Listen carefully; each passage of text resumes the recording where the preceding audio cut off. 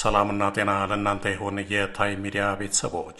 ታይም ሚዲያ ምስጋና ማቅረብ ይፈልጋል። ሚዲያችን ታይም ሚዲያ 2 ወር ባልሞላ ጊዜ ውስጥ ከ65,000 ሰብስክራይበር አሁን ላይ በሰጣችሁን ፍቅርና ባሳያችሁን ድጋፍ ሚዲያችን 71,000 ሰብስክራይበር ደርሷል። እናም ሚዲያችን ሰብስክራይብ በማድረግ እንዲሁም ሼርና ላይክ በማድረግ ለምታበረታቱን በመቀጠልም በምትሰጡን ገንቢ ሀሳቦችና አስተያየቶች ሚዲያችን በፍጥነት የማደጉ ምክንያት እናንተ ሆናችሁና የከበረ ምስጋና ለእናንተ ይሁን ላለን። በተመሳሳይ ሚዲያችን ሰብስክራይብ ሳታደርጉ ለምትከታተሉን አድማጮች ከቻላችሁ ታይም ሚዲያን ሰብስክራይብ፣ ሼር እና ላይክ በማድረግ የስርጭታችን አድማስ ለሁሉም በሁሉም እንዲዳረስ ቤተሰብ እንድትሆኑ በትህትና እንጠይቃለን። ታይም ሚዲያ የህዝቦች ድምፅ።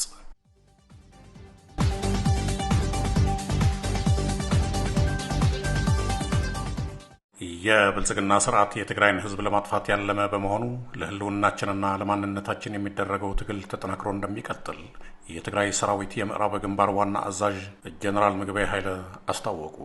ጀነራል ምግበይ ኃይለ እንደገለጹት የብልጽግና ስርዓት በ2013 ዓ.ም በትግራይ ላይ በከፈተው የዘር ማጥፋት ጦርነት የትግራይን ህዝብ በሙሉ ለማጥፋት ያደረገው ሙከራ አልተሳካም። ከፕሪቶሪያው የሰላም ስምምነት በኋላም ቢሆን የጊዜያዊ አስተዳደሩን ሽፋን በመጠቀም ወንጀሉን በተባባሰ መልኩ ቀጥሎበታል ብለዋል ጀነራሉ።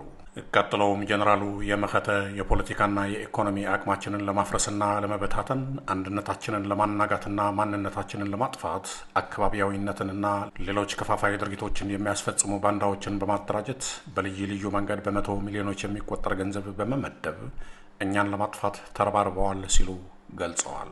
ይህን ችግር ለመፍታት ህዝባችንና ሰራዊታችን ባለመሰልቸት ሁሉን አቀፍ ትግል ማካሄዳቸውን ጠቁመው በተለይም የትግሉ ዋና አምድ የሆነው የትግራይ ሰራዊት በጠላቶች ሳይደናገር በህዝባዊ መርሁ ላይ ጸንቶ በመቆም የተፈጠረውን ችግር በሰከነ መንፈስ በመረዳትና የመኸተ አቅሞችን ወደ አንድ በማምጣት በአሁኑ ወቅት በተሻለ ቁመና ላይ እንደሚገኝ አስታውቋል። በዚህም ምክንያት በጠላት ዘንድ ትልቅ ድንጋጤ መፈጠሩንና የትግራዋይ የውስጥ አንድነት የበለጠ መጠናከሩን የገለጹት ዋና አዛዡ ህዝቡ የጠላትን ሴራ በትክክል ተረድቶ በማፍረስ ምኞታቸውን ህልም ብቻ እንዲቀር ማድረጉን በብሔራዊ ማንነቱና በአንድነቱ ላይ እንደማይደራደር ማረጋገጡን ገልጸዋል። ይህም ጠላቶቻችን እንዴት እንደምናሸንፍ ያረጋገጥንበትና በትግራይ ህዝብ ታሪክ ውስጥ ለትውልድ ሊሰነድ የሚገባው ትልቅ ክስተት መሆኑን አብራርተዋል ጀነራል ምግበይ ኃይለ። በመጨረሻም የብልጽግና ስርዓት የፕሪቶሪያን ስምምነት በግልጽ በማፍረስ ወደ ክፍት ጦርነት ለመግባት ሰራዊቱንና ሰራዊት መሰል ኃይሎችን አሰልፎ የትግራይን ህዝብ ለማጥፋት ዝግጅቱን ጨርሶ ቃታ ብቻ መሳብ ቀርቶታል ያሉት ጀነራል ምግበይ ኃይለም በመሆኑም በብልጽግና ስርዓት መቃብር ላይ ህልውናችንን፣ ሉዓላዊነታችንንና የራስን እድል በራስ የመወሰን መብታችንን ለማረጋገጥ እያንዳንዱ ትግራዋይና የትግራይ ወዳጅ ከመኸተ ኃይሎች ጎን ተሰልፎ በጽናት እንዲታገል ጥሪ አቅርበዋል ጀነራል ምግበይ ኃይለ።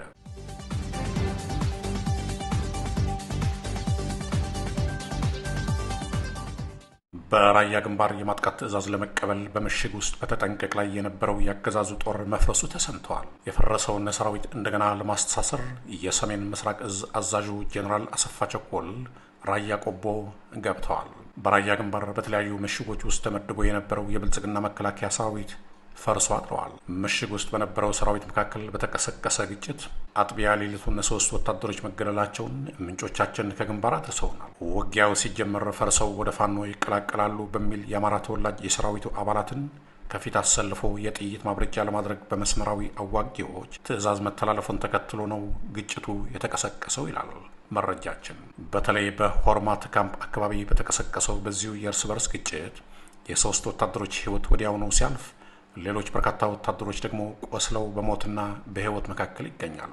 ግጭቱን ተከትሎ በርካታ ወታደሮች ከጥርናፊያቸው ወይም ደግሞ ከመስመራቸው በመጥፋት ከነሙሉ ትጥቃቸው ፋኖን ተቀላቅለው እንዳደሩ ነው መረጃው የደረሰን። ይህንን ተከትሎ የሰሜን እዝ ዋና አዛዡ ጀነራል አሰፋ ቸኮልና ሌሎች የእዙ ማዕረግተኛ ወታደራዊ አዛዦች ነሐሴ 4 ቀን 2018 ዓ.ም ረፋድ ላይ ቀቦ ከተማ የገቡ ሲሆን የፈረሰውን ሰራዊት እንደገና ለማስተሳሰር ቢሞክሩም ነገር ግን ከአቅማቸው በላይ እንደሆነባቸው ምንጮች ጠቅሰዋል። ይህ በእንዲህ እንዳለ በህዝቡ ውስጥ የሚታየው የቁጣና የቁጭት ስሜት ከፍተኛ ስጋት የፈጠረባቸው የሲቪልና ወታደራዊ አመራሮች ጦርነት አይኖርም፣ ከህወሓትና ከፋኖ ጋር ወደ ድርድር ልንገባ ነው የሚል የፈጠራ ወሬ በቆቦና በወልዲያ አካባቢ እንዲናፈስ እያደረጉ መሆኑን የመረጃ ምንጮቻችን አድርሰውናል።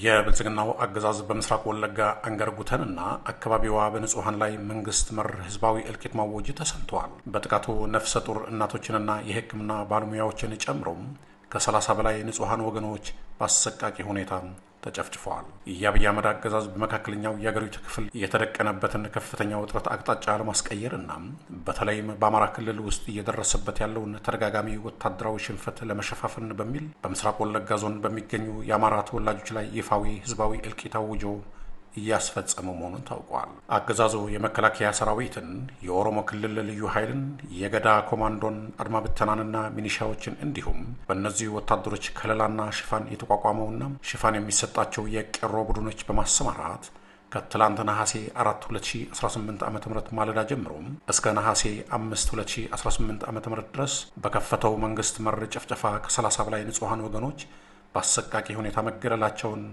ለማረጋገጥ ተችለዋል።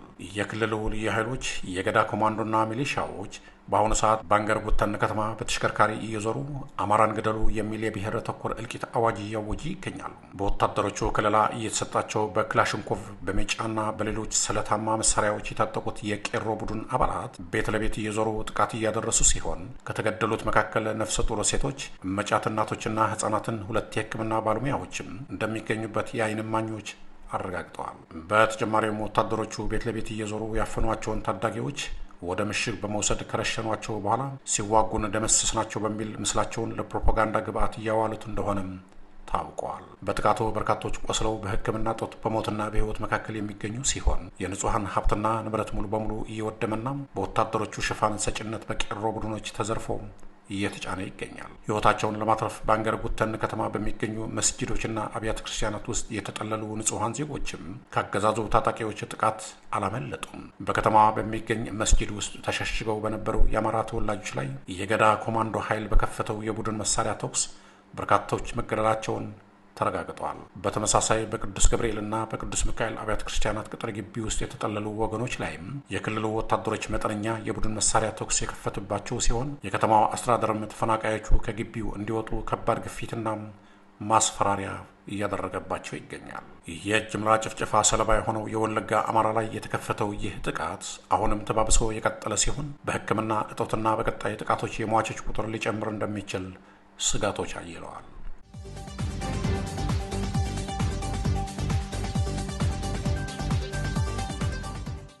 የሸረሪና ጦርነት የአብይ አህመድ ስርዓት ወታደራዊና ፖለቲካዊ ግምቶች በቦታው ከተገኘው እውነታ ጋር እንደማይጣጣሙ ያሳየ ነው ሲል በጋዜጠኛ ማርቲን ፕላውት የማህበራዊ ትስስር ገጽ ላይ የወጣው ትንታኔ ገለጸ። አብይ አህመድ በሸረሪና ያጋጠመው ወታደራዊ ሽንፈት ወታደራዊ ኪሳራ ብቻ ሳይሆን አንድነት በጉልበት የሚለው የፕሮፓጋንዳ መርሁ ህልም መሆኑን ያስገነዘበው ነው ሲል በምስራቅና ደቡብ አፍሪካ ፖለቲካዊና ወታደራዊ ትንታኔዎችን በሚታወቀው ጋዜጠኛ ማርቲን ፕላውት የተሰራጨው ሰፊ ትንታኔ ያመላክታል። ጦርነቱ የብልጽግና ስርዓት የተሳሳተ ትረካ የከሸፈ መሆኑን ያረጋገጠ ወታደራዊ እርምጃ እንደሆነ ገልጾታል። የብልጽግና ስርዓት ህወሓትን ዝቅ አድርጎ ለማሳየት ሲያሰራጨው የነበረው የተሳሳተ ትረካ በሸረሪና በለኮሰው ጦርነት ምክንያት የተሳሳተ ትረካውን ግንብ ያፈረሰና የዚች ሀገር የመፍረስ መንገድ የሆኑትን መሰረታዊ ስልቶች አጋልጦ ያሳየ መሆኑን ትንታኔው ያስረዳል። የብልጽግና ሰራዊት በሸረሪና በትግራይ ሰራዊት ላይ ጥቃት ለማድረስ የወሰነው ውሳኔ ድንገተኛ ሳይሆን ህወሓትን ለማዳከም የትግራይን ሰራዊት ለማንበርከክና በዚህም የትግራይን ህዝብ አስገድዶ እንደፈለገ አድርጎ ለመያዝ የተወሰነ ባለብዙ ስትራቴጂካዊ ውሳኔ መሆኑን የሚገልጸው ትንታኔው ይህ ክስተት ግን በተቃራኒው የመንግስቱን መሰረታዊ ወታደራዊ ስልቶች የለወጠ ወታደራዊና ፖለቲካዊ ግምቶችን በቦታው ካለው እውነታ ጋር እንደማይጣጣሙ ያሳየ ነው ሲል ማርቲን ፕላውት ገልጾታል።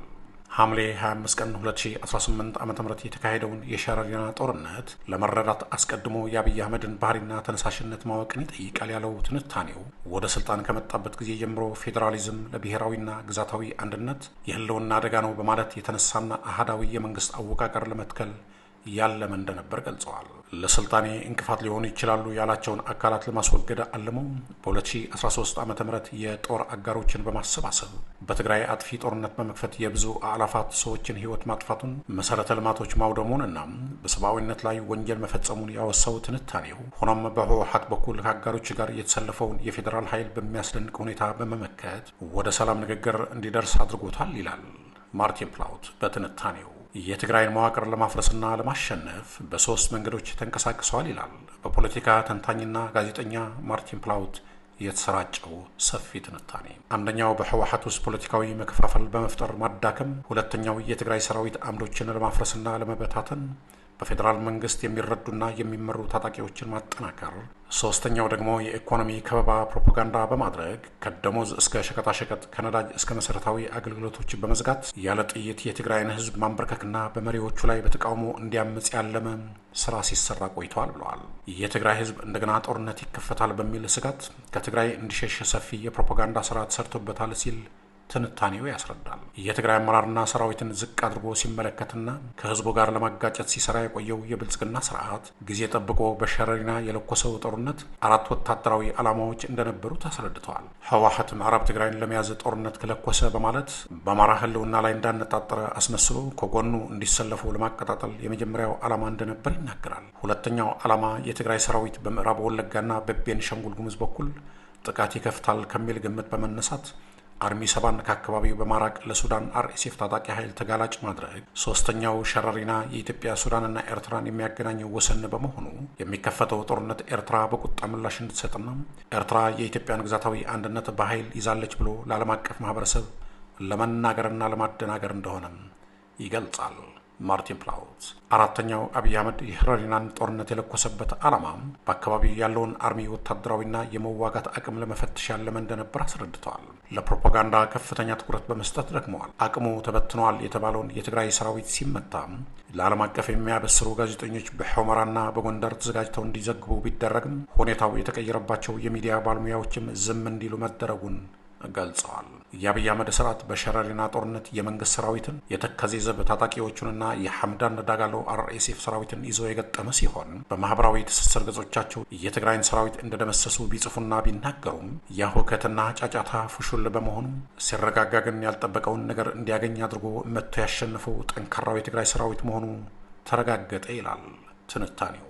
የትግራይ ሰራዊት የመከተበት የተደራጀና የተቀናጀ ወታደራዊ መንገድ ለብልጽግና ሰራዊት አስደንግጦት ከፍተኛ የስነ ልቦና ድንጋጤ የፈጠረበት መሆኑን አስረድተዋል። አሁን ባለው ወታደራዊ አሰላለፍ የኢትዮጵያ መንግስት በሸረሪና የደረሰበትን ሽንፈት ተከትለው በአገሪቱ ውስጥ የመከፋፈል ሁኔታ እንዲባባስ የሚያደርግ ፖለቲካዊ አደጋ አንዣቦት እንደሚገኝ በጋዜጠኛና ፖለቲካ ተንታኝ ማርቲን ፕላውት የተሰራጨው ትንታኔ አመላክተዋል። ውድ አድማጮቻችን ለአሁን ያዘጋጀላችሁ ዜናዎች እነዚህ ነበሩ። በቀጣይ እስከምንገናኝ ሰላም በያላችሁበት።